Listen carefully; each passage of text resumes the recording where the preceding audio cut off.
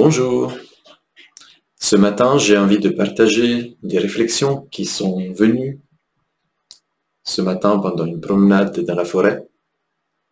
Et mon petit chat qui s'amuse. J'ai envie de partager un certain point de vue sur le rôle de l'homme, sur le rôle des maladies et spécifiquement des bactéries, des virus, des champignons.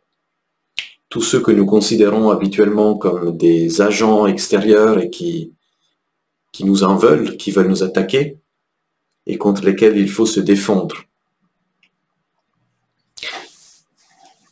Pourquoi un lien avec la nature?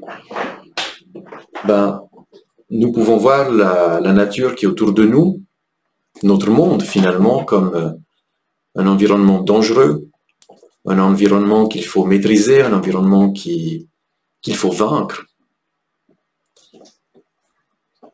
Par exemple, comment exploiter les ressources naturelles, comment en tirer le maximum, et notamment s'il y a des agents infectieux comme des microbes, il faut tous les tuer, il faut surtout pas les laisser rentrer. C'est une façon de voir notre environnement comme une lutte perpétuelle, une lutte où c'est le plus fort qui gagne. Et c'est une vision qui est vraiment présente partout, je trouve, dans notre société. Et je trouve que c'est une vision qui est vraiment effrayante, parce que si j'ai l'impression de devoir me défendre de tout, de devoir être le plus fort, tout le temps, mais ça met une sacrée pression, puis ça met une sacrée peur finalement. Peur de mon environnement, peur de ce qu'il y a autour, peur de ce qui peut arriver, peur de ce que je ne peux pas maîtriser. Et bien sûr, avec ce qui se passe depuis une année avec le Covid, ça vient réveiller, ça vient toucher vraiment cette vision du monde. Comment maîtriser, comment vaincre ce virus, comment être le plus fort, à force de mesures, de restrictions, de traitements, et puis finalement c'est comme des gesticulations qui impactent toute notre vie et qui sont vraiment dans cette tonalité de comment gagner, comment être le plus fort, comment éliminer cette maladie finalement. Vous allez me dire, mais ok, mais qu'est-ce qu'il y a d'autre comme point de vue? Est-ce qu'il faut se laisser impacté par tout ça, sans réagir, sans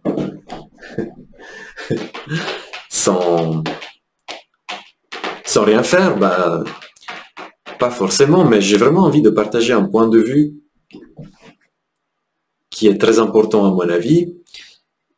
Souvent, on se voit comme un être humain qui a été parachuté sur cette terre dans un environnement qui est peut-être favorable, qui est peut-être hostile, mais comme si nous étions complètement séparés de cet environnement, comme si nous étions des oiseaux qui ont atterri sur une branche, et puis ok, qu'est-ce qu'il y a autour de moi, et qu'est-ce que j'en fais? Et la perspective qui me parle actuellement, c'est celle qui dit que finalement nous avons poussé de notre environnement, comme si nous étions des plantes,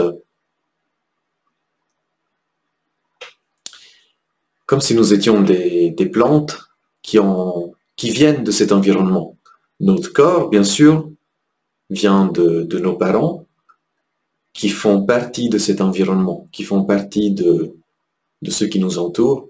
Nous avons poussé de notre environnement. Nous en faisons partie finalement. Et ça veut dire que finalement, nous ne sommes pas si déconnectés que ça de ce qui nous entoure. Alors évidemment, c'est plus facile de se dire ça quand nous sommes dans une jolie forêt avec des fleurs, avec des oiseaux qui chantent. Là, on se dit, ah oui, je peux sentir une certaine connexion. Je peux sentir une certaine appartenance peut-être. Mais qu'est-ce que ça implique par rapport à tout ce qui est bactéries, virus, champignons, parasites, les tiques, les moustiques, enfin tout ce qui nous embête finalement. Ou des maladies carrément graves comme des infections qui peuvent être mortelles. Mais ça veut dire que nous avons poussé dans cet environnement où ces agents que nous considérons, enfin qui sont pathogènes parfois, ces agents ils font partie de cet environnement. Nous avons grandi dans cet environnement et même nos ancêtres ont vécu et survécu et transmis la vie, sinon nous ne serions pas là, dans cet environnement. Et si c'était une lutte continue, ben, à un moment donné, nous ne serions plus là en fait.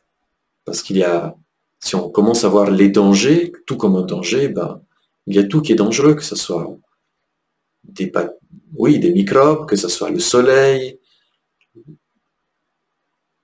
Tout est dangereux finalement, si on le voit comme ça.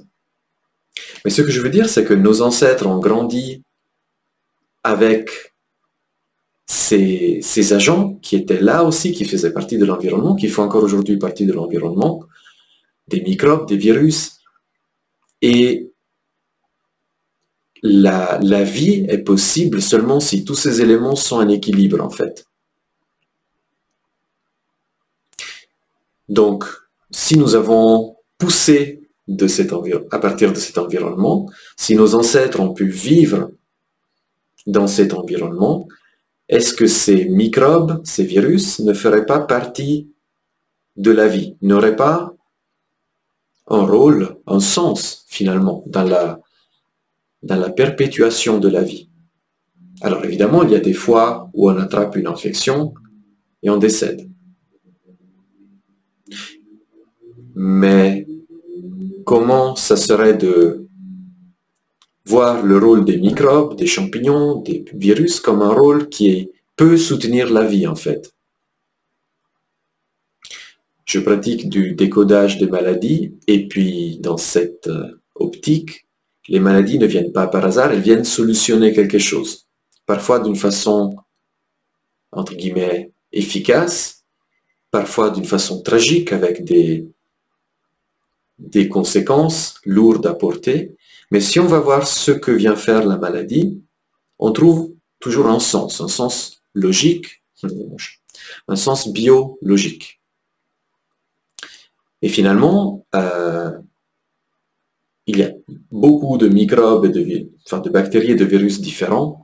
Chacun, on remarque que chacun vient à un moment précis de notre vie pour travailler quelque chose. On n'attrape pas, vous voyez, on dit « Ah, mais mon système immunitaire est affaibli, j'attrape une infection. » Mais pourquoi un seul virus, un seul microbe et un seul endroit de notre corps? Si notre système immunitaire était vraiment, par moment, complètement affaibli, et ça arrive avec dans certains cas, ben là on attrape tout. Tout ce qui passe, on l'attrape et on l'attrape dans tout le corps. Ça veut dire que tout microbe peut rentrer. Mais comment ça se fait que nous attrapons une infection donnée, à un moment donné, avec un micro-organisme donné, et à un endroit précis de notre corps? Finalement, si on va voir ce qui se joue dans la vie de la personne à ce moment-là, ben on voit que chaque micro-organisme vient travailler quelque chose. Vous trouvez sur YouTube une vidéo sur l'herpès, le zona, c'est que j'ai fait moi, et qui est une explication dans le détail de ce que vient travailler ce virus. Et vous verrez, ça vient travailler un ressenti bien précis. Donc, si je refais un pas en arrière dans une perspective plus large, comment ce serait de voir les microbes comme quelque chose qui est dans notre environnement, duquel on fait partie, et qui vient travailler, voilà le chat qui vient travailler quelque chose, et qui vient travailler quelque chose de bien précis, qui est utile finalement à la vie, qui a un sens, voilà, c'est ça le mot, c'est du sens. Comment mettre du sens dans les infections? Comment mettre du sens dans ce qui est autour de nous, et qui des fois vient dans notre corps travailler quelque chose. Je vais développer dans le futur enfin pas chaque, mais les maladies les plus courantes sous le point de vue du décodage biologique. Mais aujourd'hui, j'avais envie de partager ce point de vue qui propose, c'est pas une vérité, c'est un point de vue, mais c'est ma vérité, qui propose, mais est-ce que nous ne ferions pas partie de notre environnement à même titre que les bactéries, les virus, les champignons? Et est-ce que nous ne serions pas en symbiose avec eux? Et la symbiose ne veut pas simplement dire que tout va bien tout le temps sans accroc, mais que des fois on a besoin les uns des autres, des fois on a besoin de faire entrer un microbe pour travailler quelque chose. J'ai un exemple qui me parle beaucoup ces temps. Imaginez que vous avez une écharde qui rentre dans la peau. Dans la nature, on n'a pas de pincette pour sortir l'écharde. Mais on a sur la peau des bactéries, des staphylocoques par exemple. Quand l'écharde rentre, cette bactérie rentre avec et pousse notre corps à produire du pus, une inflammation, qui finissent par faire sortir l'écharde. Ce microbe, il a un sens biologique. Et par extension, notre cerveau ne fait pas la distinction entre quelque chose de réel ou de symbolique. Quand je vais à l'hôpital et je vis une opération dans un ressenti qui dit mon corps s'est fait pénétrer par un objet qui n'a pas sa place, un objet métallique notamment pendant une intervention. Combien de fois j'ai vu des personnes qui allaient à l'hôpital et qui disaient mais j'ai tellement peur de l'opération, j'ai peur de voir ces instruments qui percent ma chair finalement. C'est un ressenti qui est vraiment choquant et qui pour le cerveau est de l'ordre de il y a une écharde qui rentre. Donc, je laisse proliférer un microbe précis qui, biologiquement, a le sens de faire sortir cette écharde. Pourquoi des infections à l'hôpital? Parfois, après une intervention, le corps, on peut imaginer qu'il laisse rentrer ces microbes parce qu'il se dit, mais il y a quelque chose qui est rentré, je dois le faire sortir. Il y a un objet qui est rentré, je dois le faire sortir. Vous voyez le sens pour notre inconscient. Bien sûr, c'est pas un choix conscient, mais vous voyez le sens biologique d'une infection de ce type. Je ne dis pas qu'elle fait forcément du bien, je ne dis pas qu'elle est bienvenue, mais pour notre cerveau, elle a un sens. Pour notre corps, elle a un sens. C'est ça que je veux dire. Notre corps utilise ce qu'il y a dans notre environnement, notamment certaines bactéries, pour régler quelque chose. C'est un exemple qui est très parlant, je trouve, et qui peut mettre du sens dans ce type d'infection. Voilà, c'est ça que j'avais envie de partager aujourd'hui. Vos commentaires sont bienvenus. Et puis je me réjouis de vous retrouver. À bientôt.